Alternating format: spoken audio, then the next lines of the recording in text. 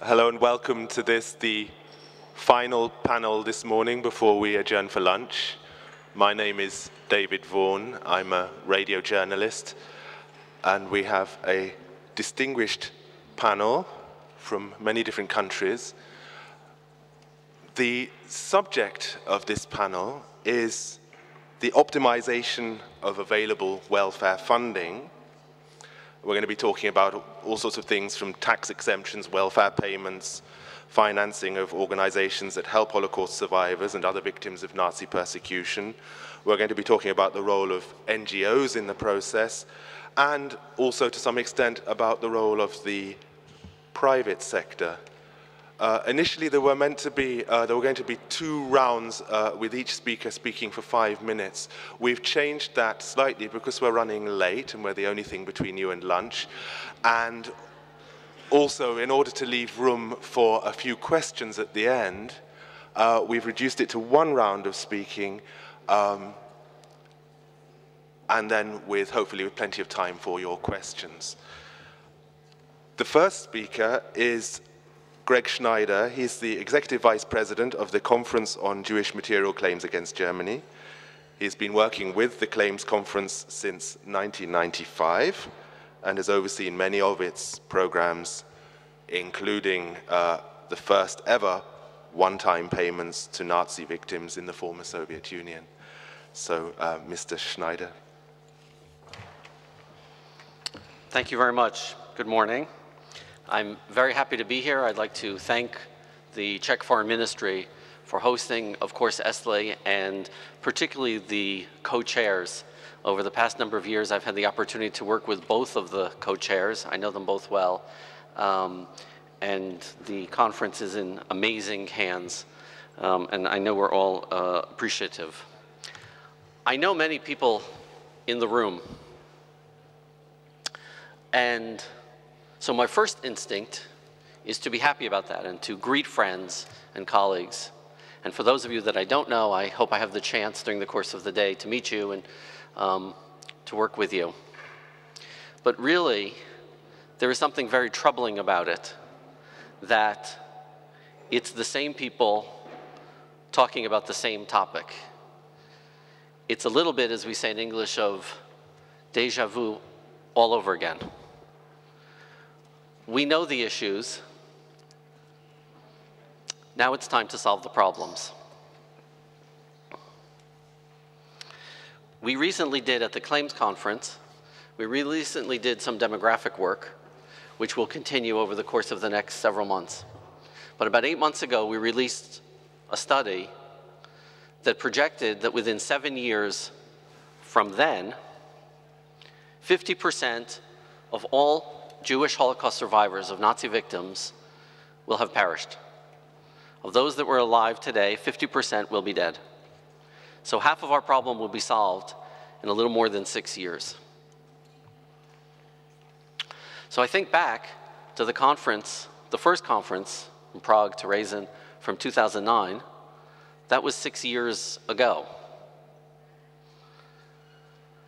I'm enormously proud of the work that the Claims Conference has done in the past 6 years, but I'm painfully aware of all that has not been done. And that's our challenge.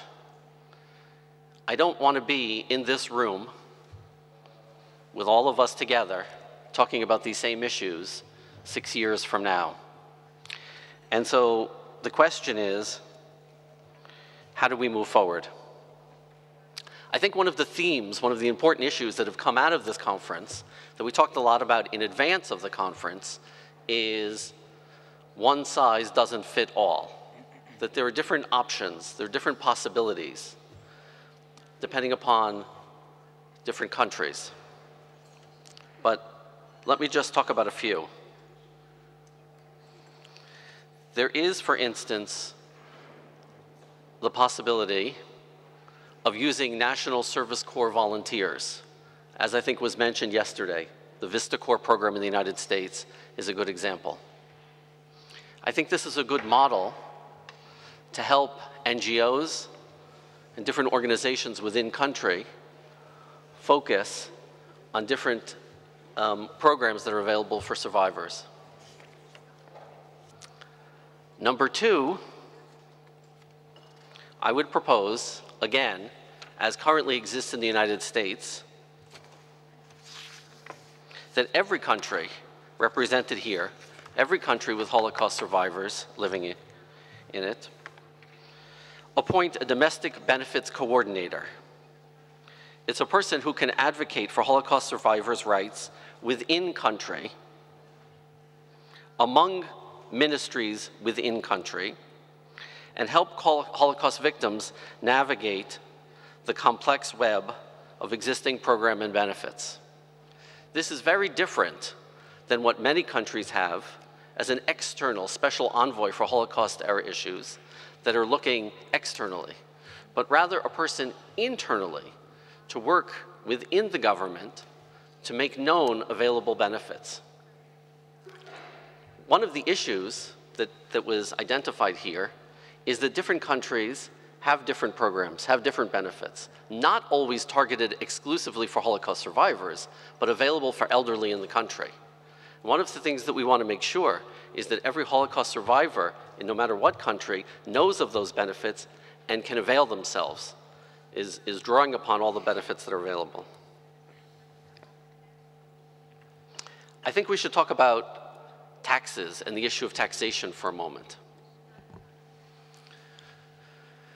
There are not very many countries that outright tax compensation benefits. There are a few countries that don't have legislation that preclude it, and in some of those countries, it's not always standard across country.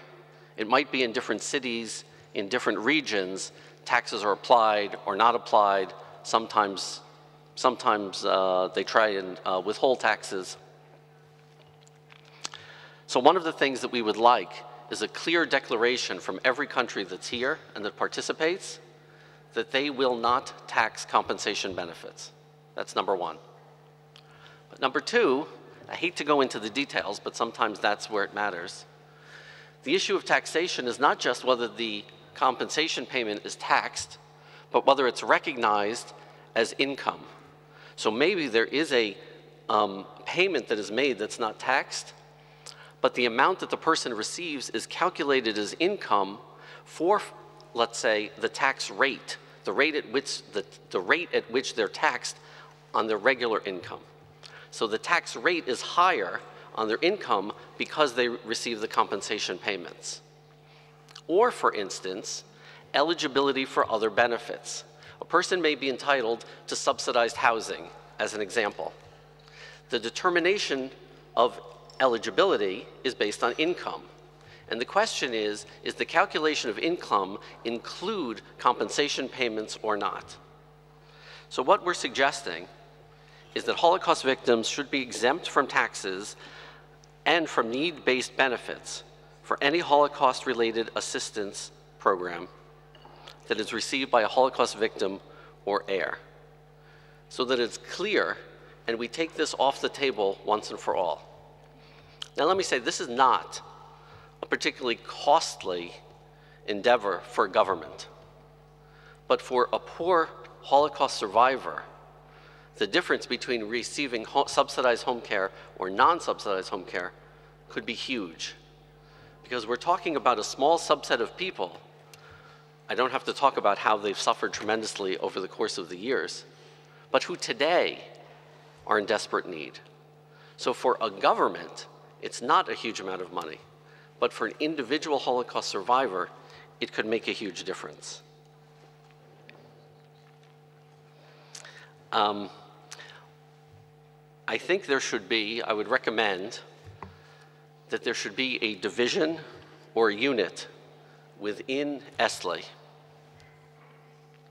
that is responsible for ongoing research on the current status of assistance programs for Holocaust survivors, for disseminating that information, for sharing models and best practices, and for facilitating cooperation for Holocaust victims.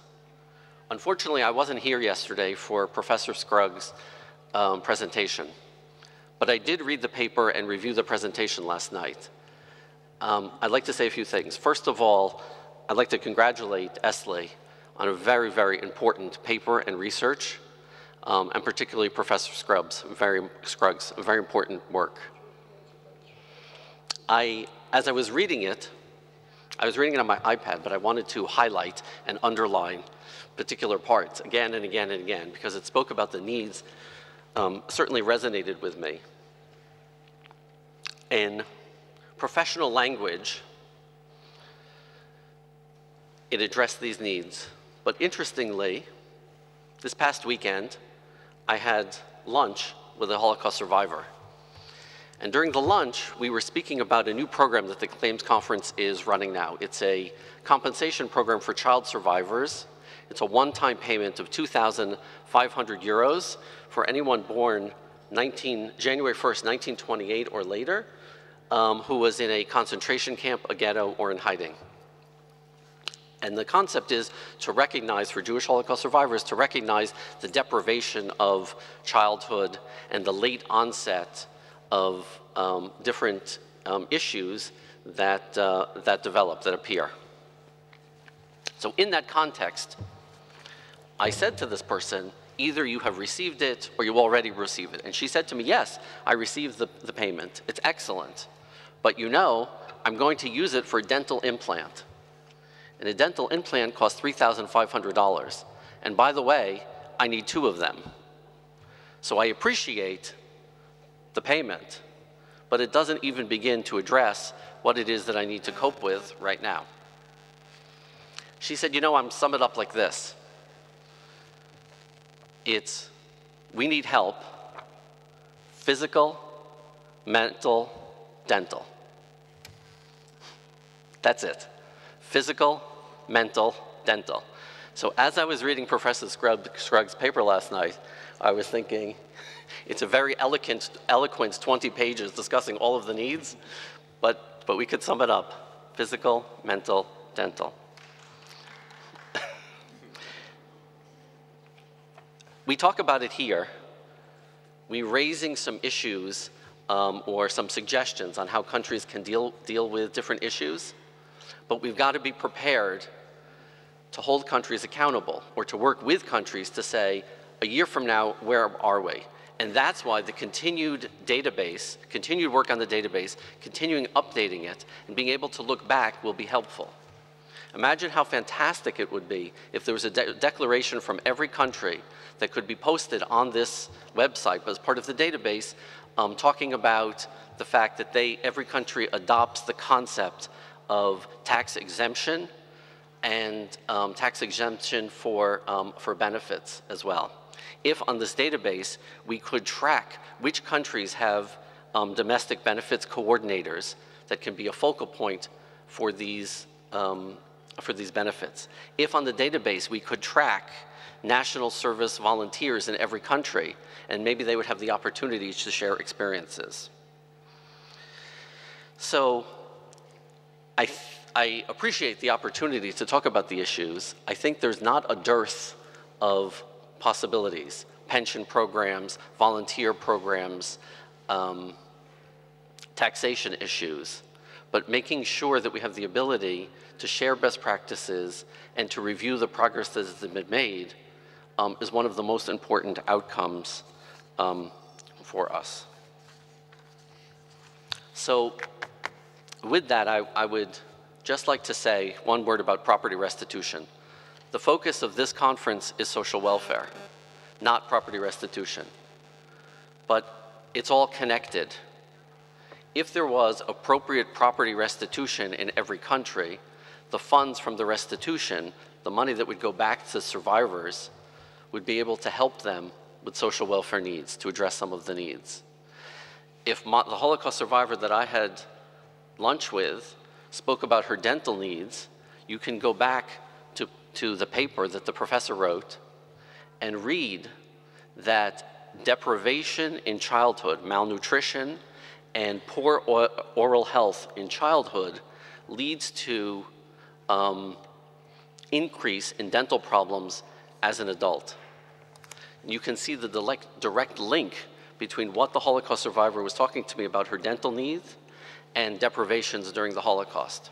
By the way, the other thing that the survivor told me, just coincidentally, was the other money that they receive from compensation is used for the cost of insulin, because she also has diabetes.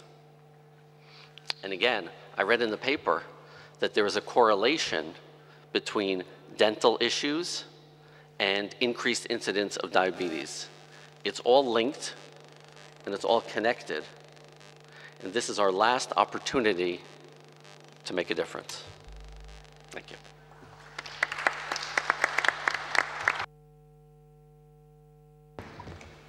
Thank you very much, Greg. And I think you really got your teeth into the core of the subject there. You mentioned the ongoing research. Professor Scruggs yesterday said that in 3 months' time, his research will be going online and it will continue to be updated. So that's very good news from your point of view and from all of our point of view. Our next speaker is Gilad Semama. He is Director General of the Israeli Ministry for Senior Citizens. He has worked with the Israeli government since 2005, and I'm very glad that he's here because his plane only landed a couple of hours ago, so thank you very much indeed. Good morning, and thank you very much.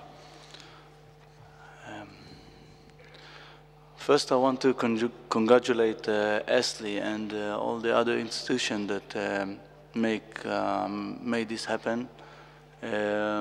We also in the State of Israel see this conference as an opportunity to go forward with a lot of issues regarding Holocaust survivors, and I want to emphasize one thing, the necessity for immediate action.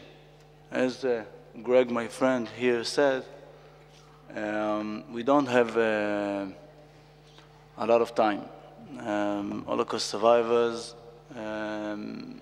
basically have few years, and then they will be gone from this world, and I think we have the chance to do what we can now and to make it easier for them. I will talk about the welfare of Holocaust survivors in Israel, but I'll take it in two parts. Part one is, of course, the legislation that we need to pass in the countries in order to give the Holocaust survivors the rights. Whether if we're talking about taxes or other benefits. This is the stage one. Stage one is to make the law in order to give them the benefits. Stage two is also very, very important, is to make the Holocaust survivors to give them the access to the rights and to the benefits, because law doesn't give anything if it's not accessible to the people.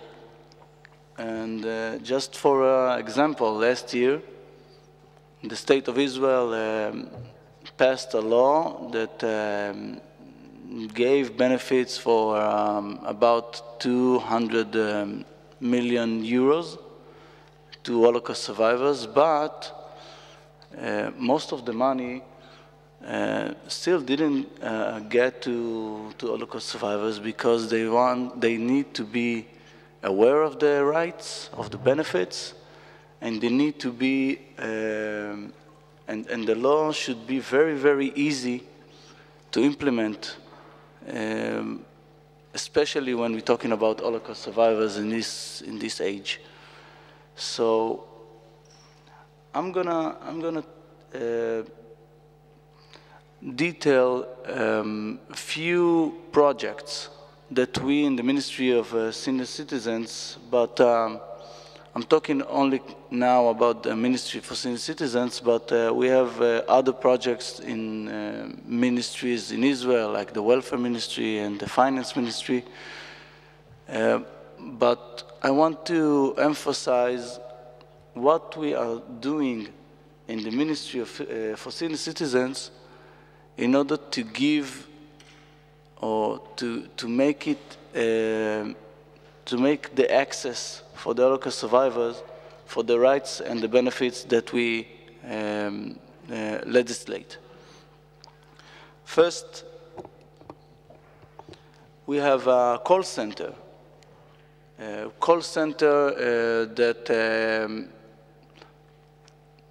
That have for about 100,000 approaches per year from senior citizens.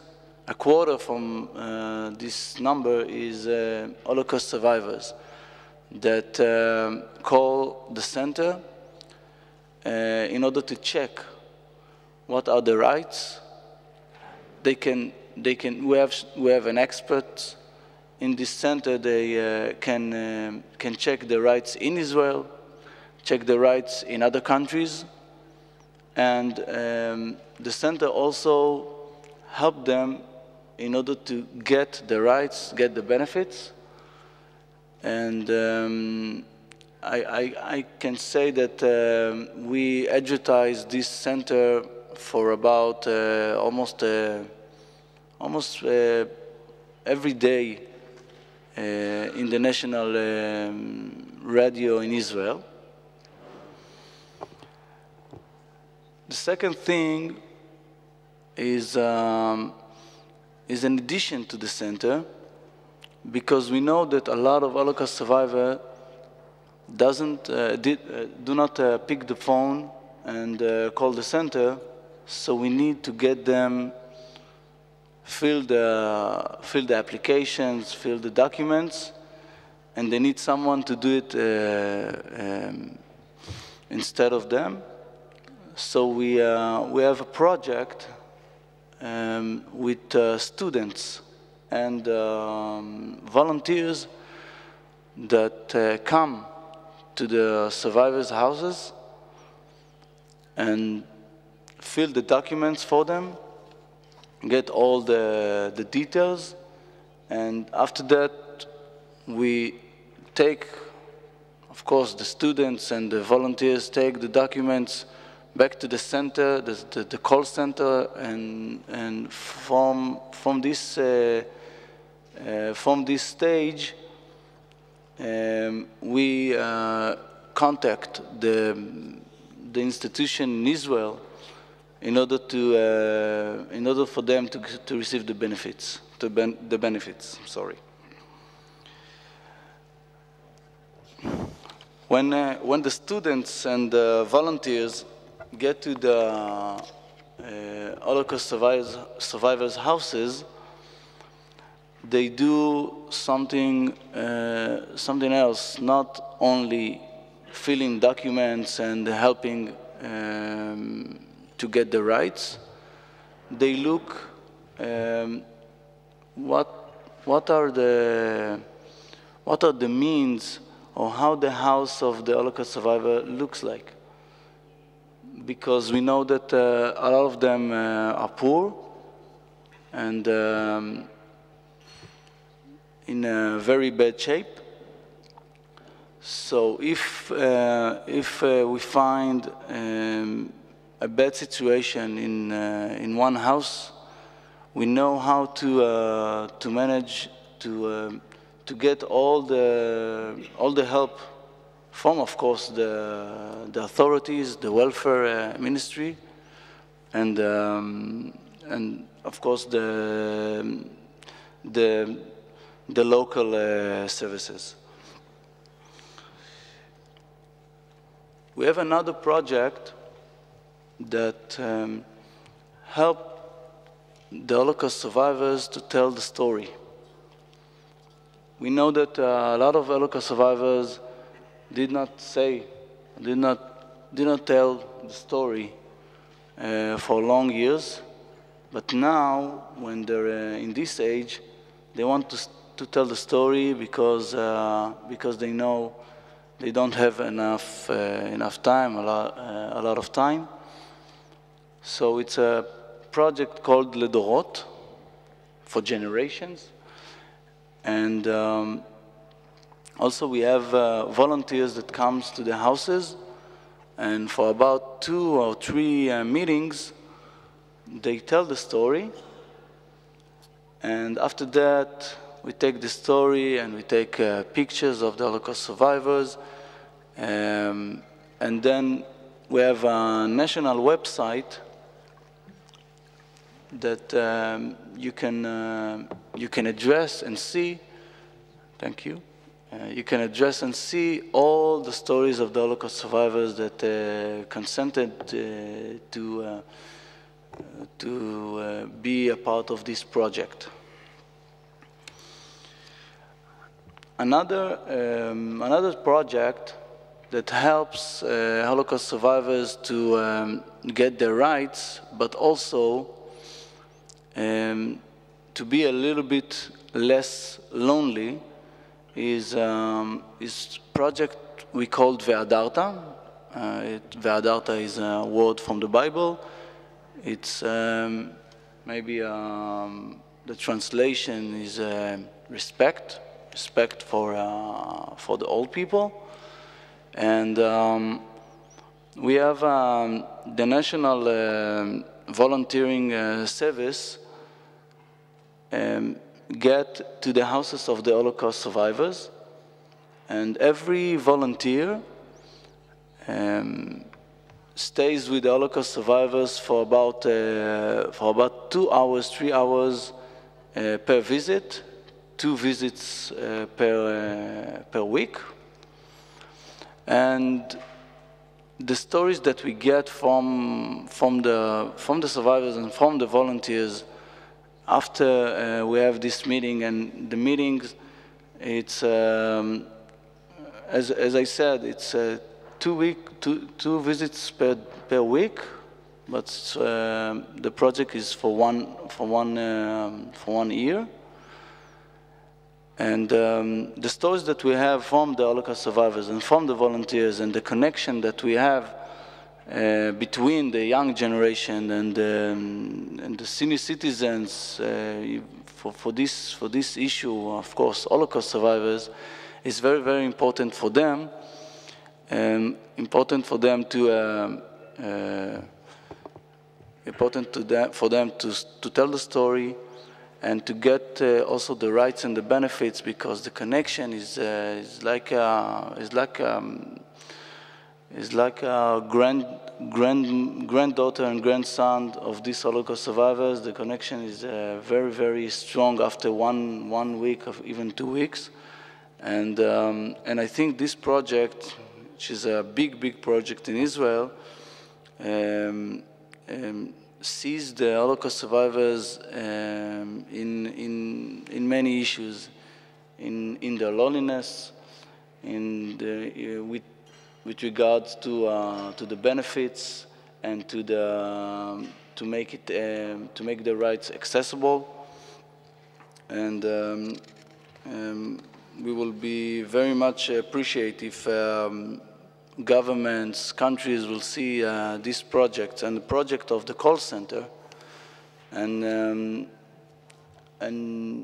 take it to your countries, and make the Holocaust survivors in the last years get the rights, and make it very helpful for them in the last years. I want to emphasize one more thing, is that the government of Israel allocates money for organizations for Holocaust survivors, organizations that are trying to get compensations for Holocaust survivors from countries. And so the government finance and have budget in order to make the activity possible. Of course, there's many other projects which I'm not getting into the details, but trying to get the Holocaust survivors together, meet between them in coffee shop, and in the houses of Holocaust survivors.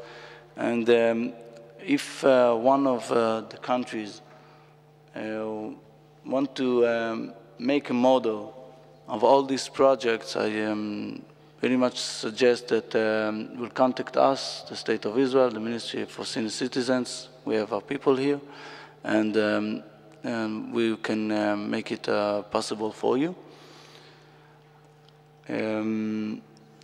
I want to address again the issue of the necessity of immediate action. This is our last years that we can approach the Holocaust survivors themselves and not the next generation. So as I guess everybody consent on this issue, we should do more in order to make them an easy life. Thank you.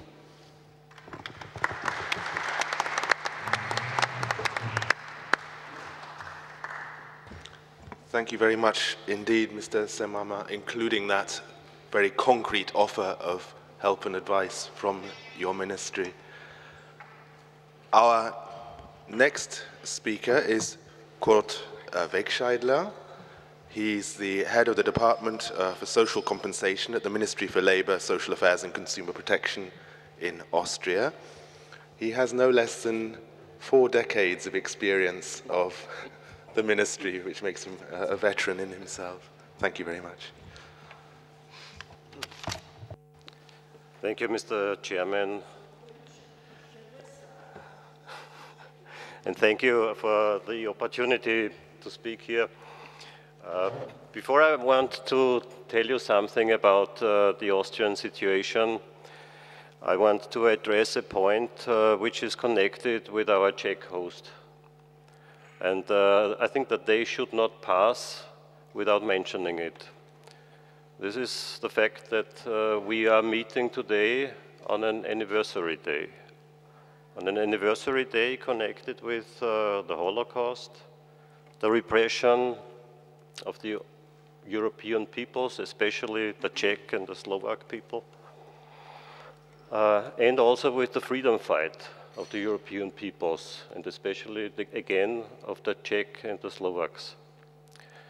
On the 27th of May, 1942, the assassination of Reinhard Heydrich took place. The man who, from here, from this Czernin place, governed the repression of the Czech people. And I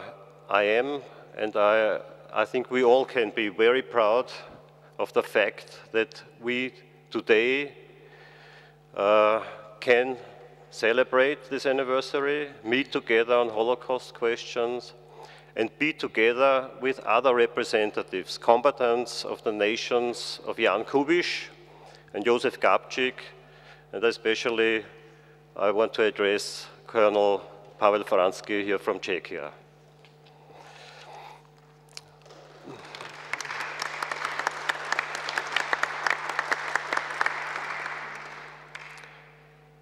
The Austrian welfare payments for victims are based mainly on 3 laws which provide, first, victims' welfare payments, second, long-term care allowances, and third, special pensions for victims. So we have 3 legal branches of welfare payments by which we very specifically try to meet the individual needs of the single victim caused by the persecution and also by their old age. State Secretary Stuart Eisenstadt yesterday already mentioned that we from Austria export all these payments into other countries. They are tax-free, and I also want to add that Austrian citizenship is not a condition for these payments. There must be an Austrian connection, of course, of the applicators.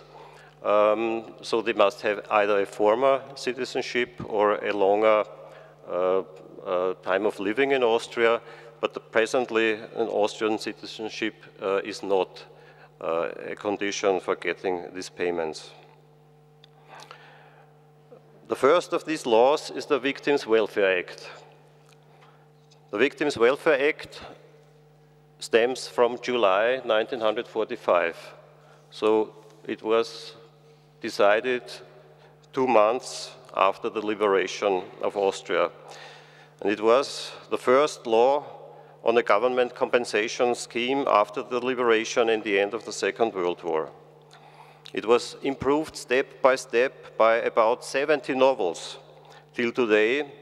That means, in the average, 1 amendment every year.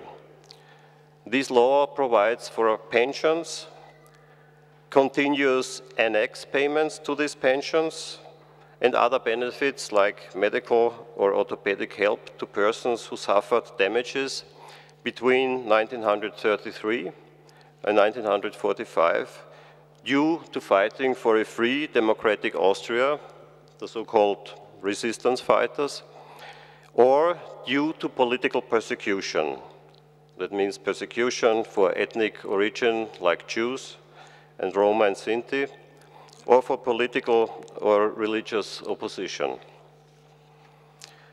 In responding to the needs of these victims, the Austrian Victims' Welfare Act provides different pension payments for victims having been at last 6 months in a concentration camp or 1 year imprisoned or injured badly by Nazi persecution and had been Austrian nationals on March 3rd, 1938, or resided in Austria for an uninterrupted period of 10 years prior to this date. These pension payments are independent from income when they are related to health damage. Others, which guarantee a special standard of living, are income related. And special payments exist also for surviving dependents. To give you a concrete picture, the so-called victims' pension, which is the ground pension, can range up to 740 euros a month, depending on the degree of the health damage by the persecution and also the age. Besides this payment, there are different annex payments in case of a very high degree of injury, up to another 480 euros a month, and in case of nursery need caused by the persecution, nursing allowances additionally between 980 and over 3,000 euros a month are paid. Additionally, there is an income-dependent sustenance pension up to 1,650 euros a month. Surviving dependents also receive pensions. All these payments for actually 1,700 pensioners are tax-free, as I already said, and are paid 14 times per year from the annual federal budget. Presently, Austria spends around 15 million euros per year and spent over 900 million years on victims' assistance since 1945. The second column of our welfare system is the so-called long-term care allowance for victims.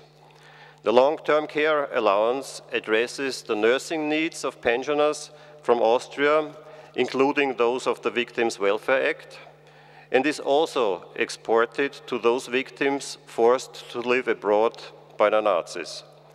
This payment ranges in 7 levels from around 150 euros per month to 1,655 euros for nursing needs independent of persecution. So this long-term care allowance was an important addition to the already long existing nursery allowance of the Victims' Welfare Act for persecution-dependent health damages, while the long-time care allowance is due to all health damages causing need for care. From 2002 till 2014, over 180 million euros were spent for these victims abroad. Presently, there are about 1,700 of them living outside Austria. The third branch of welfare payments are the special pensions for victims based on the General Social Insurance Act, which provides benefits for victims of Nazi persecution born till the 8th of May 1945, if they or one of their parents were residing in Austria on the 12th of March 1938. Also, these victims are entitled to receive pensions under easier conditions. Presently, around 7,380 victims receive such special victims' pensions, which amount to annual costs of 50 million euros. I also want to add another point, a last point about how we execute all these payments. And the answer is we execute it together, we administrate it together with the victims and with their NGOs, with their organizations. The Austrian Victims' Welfare Act from the beginning in 1945 was always executed together with victims' representatives from NGOs. This law mentions 4 organizations whose representatives take part in the individual administrational proceedings up to the Federal Administration Court. There, they decide as lay judges together with professional judges.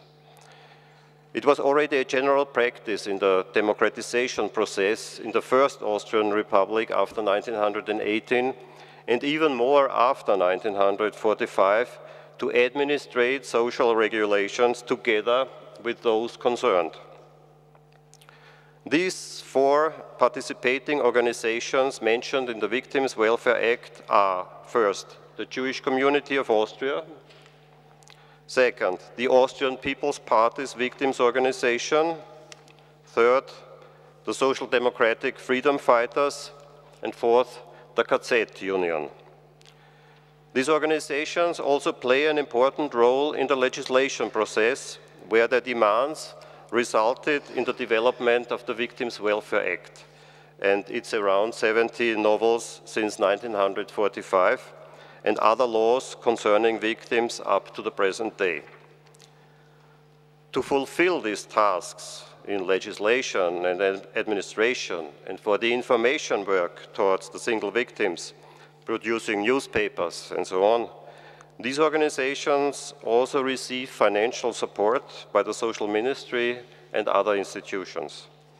Other financial support was given and is given for homes for elder victims or the work of psychological services. Activists of a last very important victims organization is also supported by Austria. It is the work which the Claims Conference, or as its Austrian branch is called, the Committee for Jewish Claims on Austria, does for the former Austrian citizens and inhabitants who had to flee after the occupation of Austria in 1938 and since then live abroad. In 1989, a new program of support was established by the Austrian government after negotiations with the Claims Conference, spending 300 million shillings, which were later also increased and distributed by the Committee of Jewish Claims, first to homes for elder victims from Austria, and now, since a few years, directly for the help and support for individual victims. For example, the committee, in accordance with the guidelines of the Social Ministry, can aid dental treatment, eyeglasses, hearing devices, psychological or psychotherapeutic treatment, cures, medical operation, costs, and other items. And I think by this we try to meet the three items: physical, mental, and dental. By this program from 1989 till today, over 30 million euros have been spent over the Committee of Jewish Claims for the welfare of victims from Austria, additionally to the pensions of the General Social Insurance Act, the pensions of the Victims' Welfare Act, and the export of the long-term care allowance. We have been in long contact together with Saul Kagan and with Moshe Yahoda, and now, since a few years, we are already in repeated contact with Greg Schneider, and I'm glad and also proud that we can support the Claims Committee in its important work for the victims. Thank you.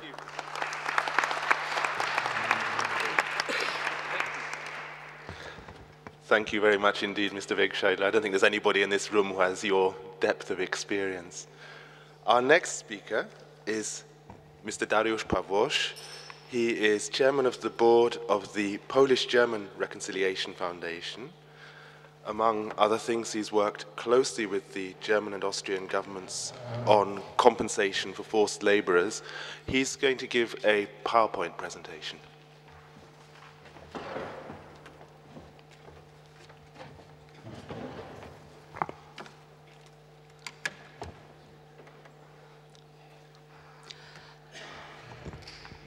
Ladies and gentlemen, it is a great pleasure for me to attend this conference.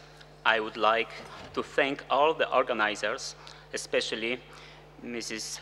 Halina Senik, for kindly inviting me to this important event. My name is Dariusz Pawloś, and I am representing the Foundation for Polish-German Reconciliation.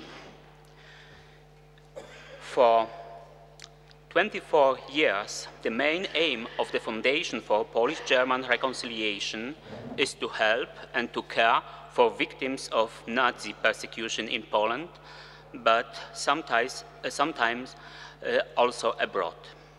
Among the beneficiaries of the Foundation, the Holocaust victims occupied a special place. We all well know that there is always not enough financial resources to provide effective help to the victims of Nazi persecution. So it is important to optimize the available welfare funds. In my short presentation, I'd like to show you our experiences and practices in Poland. How do we help Holocaust survivors and other victims of Nazi persecution? In Poland, there are over 350,000 people who consider themselves to be victims of Nazi persecution. You can think it is still a huge number of people, but 24 years ago, we had more than 1 million. And today, we have only 1,000 Jewish Holocaust survivors. The first level is support for victims by the state. In Poland, there are, of course, a lot of different programs of the Ministry of Labor and Social Policy. I'd like to mention only two. The Civil Initiative Fund, FIO, and ASOS, governmental program for the social activity of the elderly people. And programs of the Office of War Veterans and Victims of Oppression. One of the main tasks of the office consists of providing the veterans and victims of oppression with help, especially care and proper respect. Director Jacek Polańczyk from the Office of War Veterans and Victims of Oppression prepared for this conference a set of most important information and Polish legal regulations. You can find this paper in your folders, in your suitcases, and I'd like to thank you, Jacek, for your good job. Yesterday, Minister Marek Bucio talked about the legal solutions, entitlements, and programs that the state grants the victims of the Holocaust and other victims of Nazi persecution. We should not forget that the solutions have not been introduced by themselves. That means the state did not come up itself with the idea of supporting one or other victim group that is in need. Actually, it were the victims' associations themselves that pushed the state officials to offer solutions to their problems, provide financial means, and to support certain victim groups. No doubt, in Poland, also Holocaust survivors are working efficiently to ensure that their needs will be addressed. Last year's Polish government, Polish-German agreement regarding pensions for former forced laborers in ghettos can be seen as a result of the efforts made by the Association of Jewish Combatants and Victims of World War II. The agreement came into force on June the 1st. By the way, the agreement will be announced in the German Historical Institute in Warsaw that is headed by the Czech professor Miloš Rzeźnik. Please let me now skip to other level of supporting victims by the communities and non-governmental organizations. Today, I'm joined by Mrs. Ewa Spaczyńska, Executive Director for the Social Service in the Jewish community in Warsaw. Jewish social welfare system in Poland is very important. This social welfare system was established by the decision of all the major Jewish organizations that are affiliated to the Union of Jewish Religious Communities in Poland. The mission of Jewish social welfare system is to organize and provide services in the social sphere for members of the Jewish community in Poland. The most important tasks are the following: organization of various forms of social support, promotion and the organization volunteers, inspiring the Jewish community to become committed and support the needy members of the local Jewish community.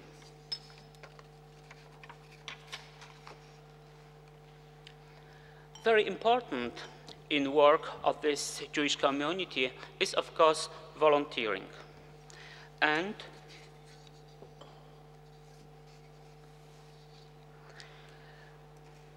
we can see the activity of younger generation, especially in very important anniversaries in Warsaw. For example, anniversary of uprising in the Warsaw ghettos. The Jewish organization built in Poland Federation, and the members of this federation are Social and Cultural Society of Jews in Poland, Association of Children of the Holocaust, Association of Jewish Combatants, and Association Jewish Historical Institute. In my opinion, the ideal situation is when we can combine very different forms of helping from state, from community, from NGOs, and from voluntary service. But one thing we can we can't forget, we cannot forget. Holocaust survivors are people who not only are waiting for our help, who expect only our support. They are people we need in our society. They can help us to understand, help to learn from the past, because they are the last witnesses of the biggest human tragedy of Holocaust. For this reason, the most important issue is also increasing of activity of elderly people, of Holocaust victims. And one example of the activity: without activity of Holocaust survivors, we never have this beautiful Jewish museum in Warsaw. I strongly invite you and recommend you to visit Warsaw and this museum. And it was the idea of the association Jewish Historical Institute. And it is not Museum of Holocaust, it is Museum of Life, of 1,000 history of Polish Jews. The second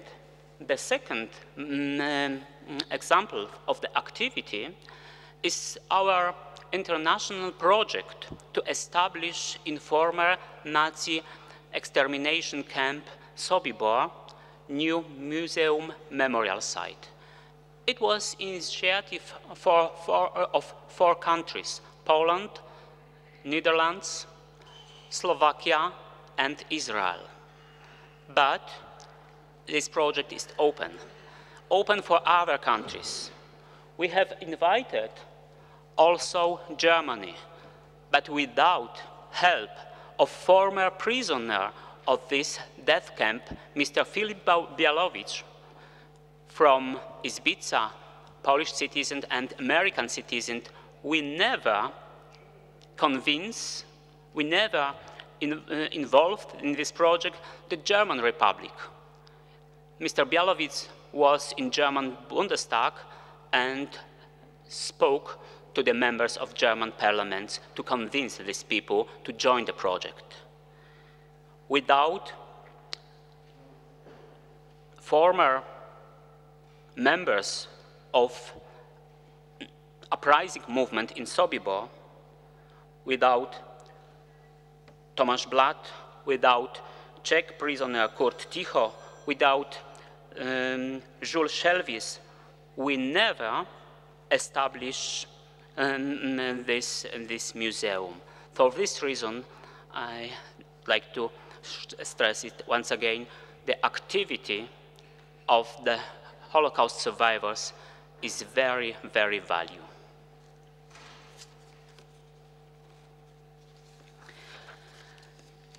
Thank you very much for your attention.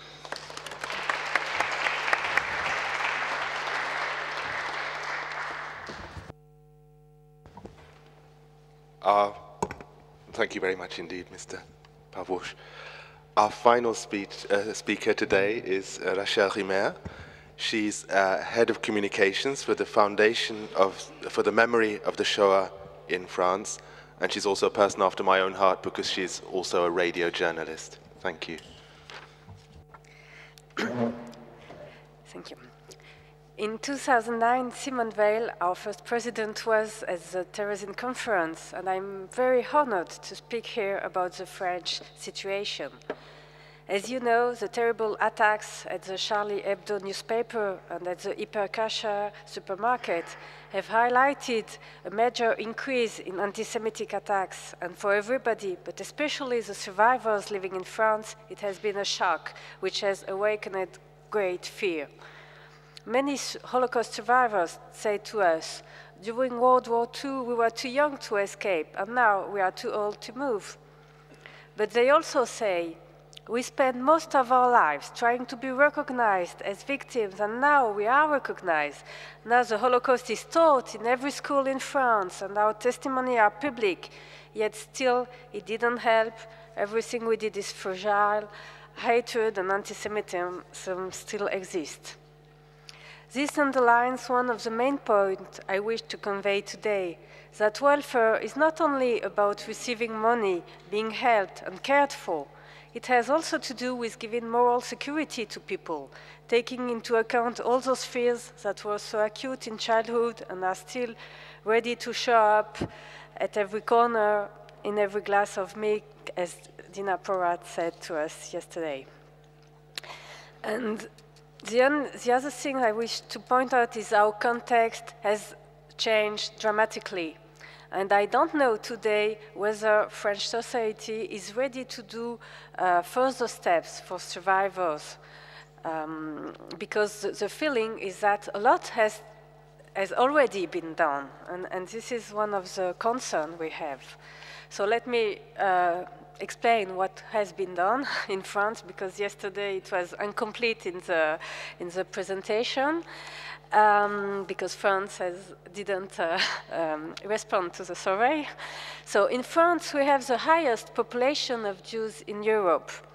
Even though 7,000 left last year for Israel, we still have over 500,000 Jews remaining in France and who feel French. And we have also one of the most significant population of survivors in the world, because 75% of Jews living in France during the war escaped deportation, especially the children. It's 81% of the children that survived. So some of those children were going into school openly during the World War. Others were hidden in homes, in churches, in the countryside, everywhere. And so we have lots of families who were reunified after the war, but also, of course, families where people were missing, and also the ghost of each family, because they were also linked with all the families, those were still in Eastern Europe countries and who were murdered. So today, all those children have become old, and they are our main preoccupation, because there are high disparities between their situation and the welfare to which they have access. And also it's high disparity with deportees, because in France, since 1999, all deportees, including those who were not French during the war, have access to the veteran pension put in place in 1948. So this veteran pension allows them invalidity level, so that all their medical needs are taken care of, including the need for care at home. So this is very good, and I think that now in France we have a very protective system for deportees. But it's much more complicated in the case with hidden children. Thanks to the demographic study you conducted last year, we could estimate that there are now 30,000 to 40,000 survivors. I'm excluding the North African people. So just people in metropolitan France, I had to put the yellow star and be hidden. So these people are living today, and their situation is very diverse, because some of them have been hidden, others not, so they are not recognized as survivors to the claims definition. Some of them have been successful and are not in need. Others are in much more difficult situation as they grow older, especially as they are not always considered as Holocaust victims. The most vulnerable of the hidden children are those who lost one or both of their parents during the war, who we call the Shoah orphans. So they were officially recognized in 2000 when, thanks to the effort of Serge Klarsfeld, a decree allowed them to choose between a payment of an indemnity or a monthly payment, a monthly pension. So 14,000 people benefited from the system, and half choose the one-off payment and half choose the pension, which is indexed to inflation. So that's in 2000, it was 330 euros per month, while today it amounts to 520 euros. Anyway, and also for the people registered, 2/3 are living in France and 1/3 are living outside France. And as Ambassador Stuart Eisenstadt has recalled, $60 million have already been given to orphans living in the US, and the recent agreement, signed in December 2014, will allow another $60 million to be given to Holocaust survivors deported from France to Nazi camps, who, because of their nationality, could not access pensions. So under certain conditions, this will be given to the heirs of the victims who died after the war. And this is a new arrangement, because until now, compensation was given only to the first generations of victims, whereas now compensation will be allowed to the heirs and children. Anyway, let me come back to the orphan decree, which we also call the Klarsfeld rent, because it's one of the most representative measures to have been enacted by French government. And at the end of the 1990s in France, an important decision was taken to create two institutions. It followed President Chirac's official recognition of France's responsibility during the Holocaust. And after a commission of historians had studied and assessed the levels of spoliation and restitution already made in France. So the first institution was the CIVS, Commission for the Compensation of Victims of Spoliation resulting from anti-Semitic legislation in France during the occupation, which deals with direct compensation to victims.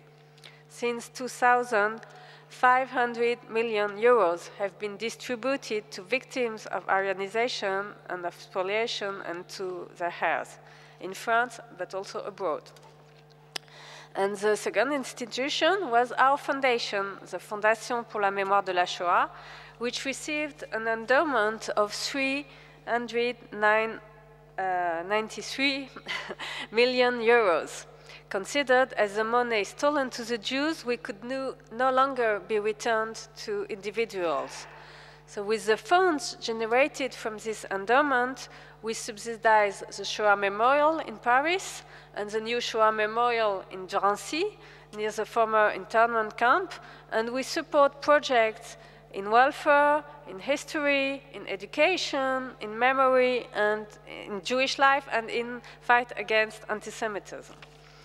So our foundation was created also because of the needs of welfare needs, to reinforce the aid the Jewish community was able to provide to survivors.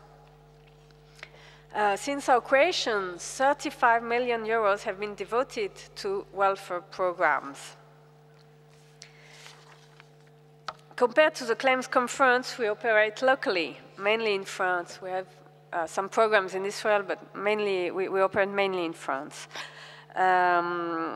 We work with several major Jewish institutions like Kazib Kojazor, Fonds Social Juif Unifié, OSE, who all set up their own programs. So we support first medicalized homes for the elderly and Alzheimer's Day Center.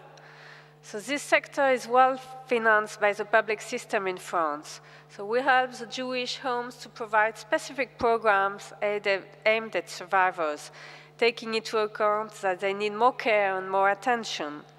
We finance supplementary caregivers for survivors and activities for them, such as Yiddish classes, music, and so on. Second, since our foundation was created, orientation services like call centers aimed at survivors and programs to combat loneliness have been created among the main Jewish welfare organizations.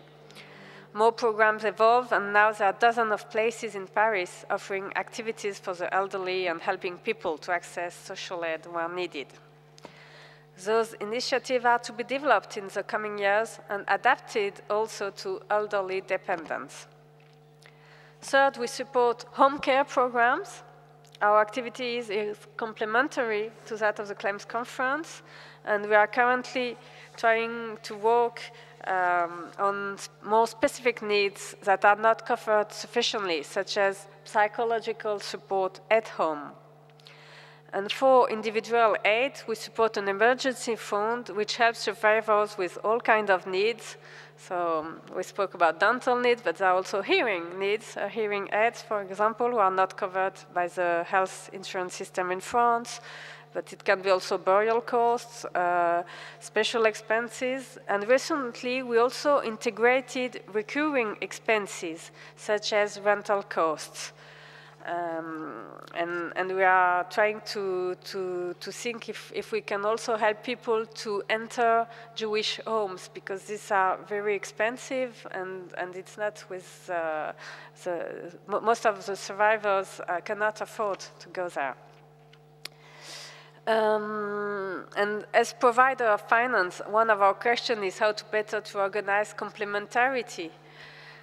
So also there are some redundancies among the various programs supported by FMS.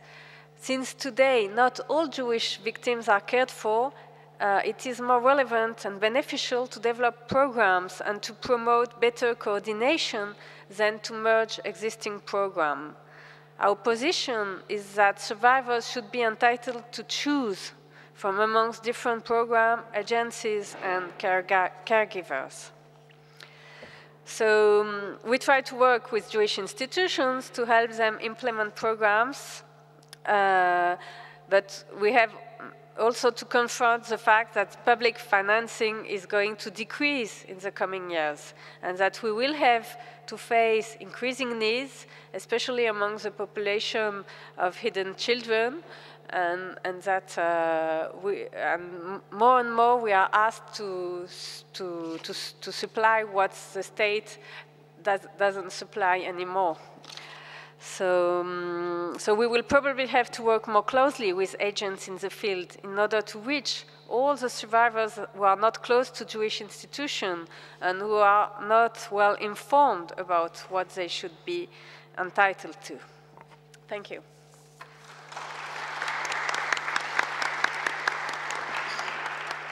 Thank you very much indeed.